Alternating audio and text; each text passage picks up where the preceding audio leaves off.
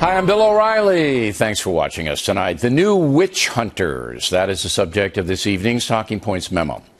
As we have been reporting, there are now a number of college campuses in turmoil. The issue seems to be, quote, racial insensitivity, unquote. As Talking Points has put forth for years, there are human beings who are bigoted. Always been, always will be. Ignorant people verbally attack blacks, Jews, Muslims, pretty much every minority group in America and on the planet. But there is nothing society can do about individual hateful behavior unless that behavior becomes threatening to other people. After demonstrations erupted on the campus of the University of Missouri, a 19-year-old student, Hunter Park, was arrested for making threats on social media. Park, allegedly considered shooting blacks. So now he's in the criminal justice system, where he should be. That's the way things are supposed to work. If you are a threat to another person, you must be sanctioned. But Talking Points believes the mania at Mizzou, Yale, Ithaca College, and other places is politically driven and mostly a ruse. Today, there was supposed to be a mass walkout of college students dubbed the Million Student March, organized by far-left concerns who are demanding tuition-free public colleges, cancellation of all student debt, and a $15 an hour minimum wage for campus workers, among other things. As Monica Crowley pointed out here last night, much of this stuff is being driven by organized far-left fanatics. Let's take a look at Yale. Problem here arose after some Yale officials sent out a memo suggesting that students not wear racially insensitive Halloween costumes. So what's that? Well, the University of Louisville wearing a Mexican sombrero on Halloween is racially insensitive.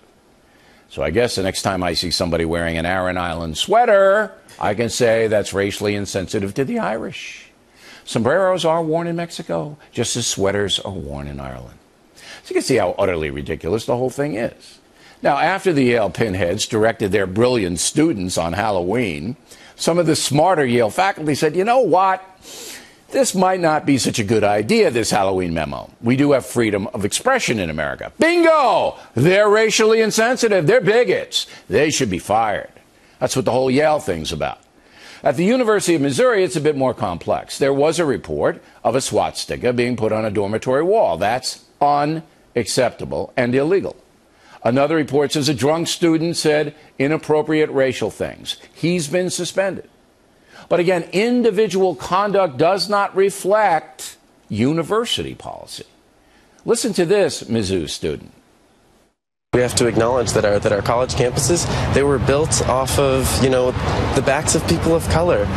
When we look at how institutions were built, largely plantation owners and slave owners were sending money and their children to these institutions. So it's built within the fabrics of our community, and we need to break down and discuss how this is happening on campus and how racism still lives here. So that's what this is all about, racial grievance. But the words racial insensitivity are being used as the hammer. Think about it. If I'm a college kid and I ask another student to turn down rap music, I could be racially insensitive. If I object on religious grounds to gay marriage, I can be accused of being a homophobe. If I imitate Ricky Ricardo from I Love Lucy, splaining by using his accent, I could be labeled a bigot. This is dangerous, and the witch hunters are running wild. Sadly, very few college administrators have the courage to confront them. And that's a memo.